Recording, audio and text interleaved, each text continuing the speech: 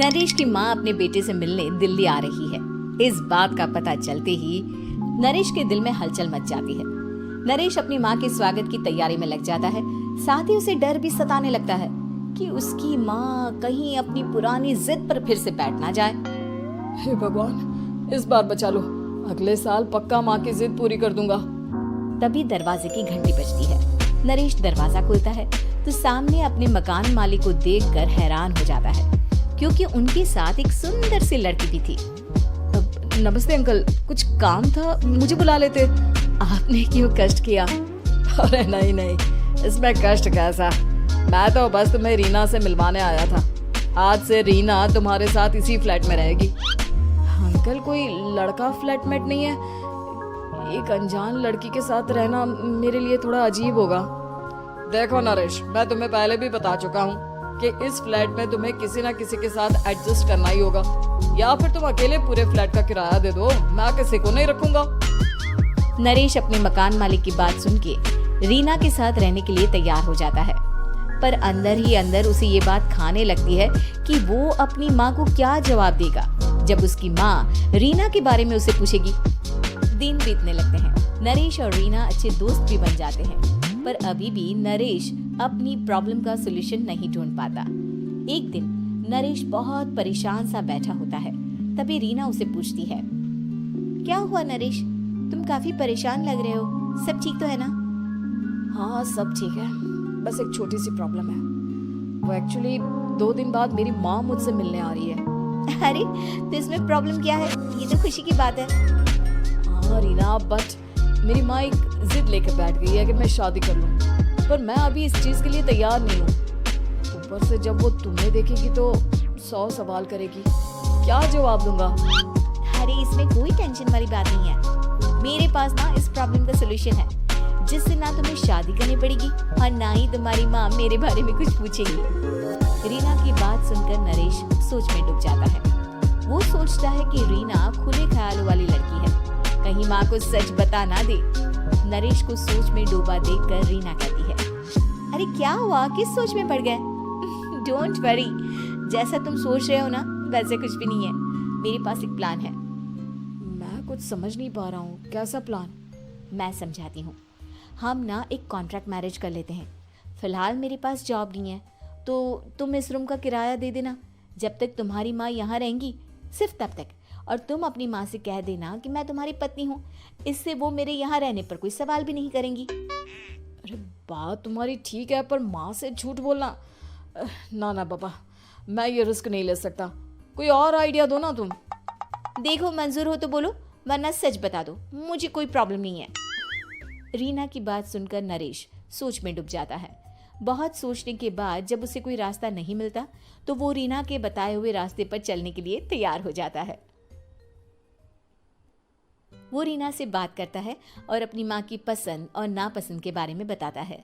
रीना भी नरेश की सभी बातों को ध्यान से सुनती है ताकि कहीं उससे कोई गलती ना हो जाए। आखिर वो दिन भी आ जाता है जब नरेश की माँ उससे मिलने दिल्ली आ जाती है। नरेश अपनी माँ को फ्लैट पर लेकर जाता है। जैसे ही नरेश की माँ फ्लैट के अंदर जाती है, रीना उसके पैर छू लेती है। ये देखकर नरेश की माँ थोड़ी घबरा जाती है और नरेश से पूछती है, अरे बेटा नरेश, ये कौन है? माँ, ये आपकी बहू रीना है। माफी चाहता हूँ, सब कुछ इतनी जल्दी में हुआ कि आपको बता ही नहीं पाया, इसलिए सोचा कि क्यों ना आपको सरप्राइज दिया जाए। अरे बेटा, मैं तो बस तेरा घर बसा हुआ देखना चाहती थी। हाँ, बहुत अरमान थे अपनी इकलौती बेटी की शादी को लेकर, लेकिन कोई बात नहीं, शायद किस्मत को यही मंजूर होगा। ये कहते ही नरेश की माँ रीना को गले लगा लेती है। रीना बेटिया, मेरा बेटा ना थोड़ा नादान है, पर तुम काफी समझदार लगती हो और मैं जानती हूँ कि तुम इसका बहुत अच्छे से ध्यान रखोगी। माँ आप चिंता मत कीजिए, मैं सब संभाल लूंगी। नरेश की माँ अपने बहू और बेटे के साथ खुशी खुशी रहने लगती है। दिन बीतने लगते हैं। नरेश की माँ और रीना का रिश्ता बहुत मजबूत होता चला जाता है। वो दोनों सारा दिन एक साथ रहती और खूब बातें करती। इधर साथ रहते रहते नरेश और रीना भी एक दूसरे से प्यार करने लगते हैं। दोनों को इस बात का एहसास हो जाता है, फिर भी वो इस बात को छुपा कर ही रखते हैं। एक दिन नरेश की माँ और रीना शादी के बारे में बात करने लगते हैं। रीना बिटिया, ये तो नरेश ने मुझे बिना बताए शादी कर ली, वरना मैं तो अपनी इकलौती बेटी की शादी इतनी धूमधाम से करती कि सारी दुनिया देखती रह जाती। अच्छा माँ, आप ऐसा भी क्या करती नरेश और मेरी शादी में जो दुनिया देखती रह जाती।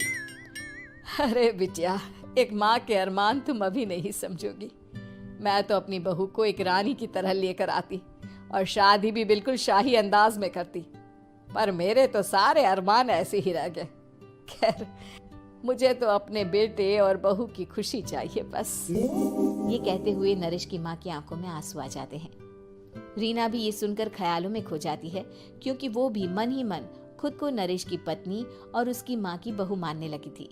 शाम को जब नरेश ऑफिस से घर आता है तो रीना खुद को रोक नहीं पाती और नरेश के सामने उसकी माँ को अपने और नरेश के रिश्ते का सारा सच बता देती है। रीना की बात सुनकर नरेश की माँ दोनों से बहुत नाराज हो जाती है और घर वापस जाने की बात करने लगती है। तुम दोनों ने मुझसे सच छुपाकर बहुत ठेस पहुंचाई है मुझे। अब तुम लोगों के साथ नहीं रहना चाहती मैं, कल ही वापस चली जाऊंगी अपने घर। माँ, मुझे माफ कर दो, ये सब मैंने रीना के कहने पर ही किया है, वरना मैं भी आपको कभी ठेस पहुंचाने के बारे में सोच भी नहीं सकता। हाँ माँ, हमने ये सिर्फ आपका दिल रखने के लिए किया, प्लीज हम दोनों को माफ कर दीजिए।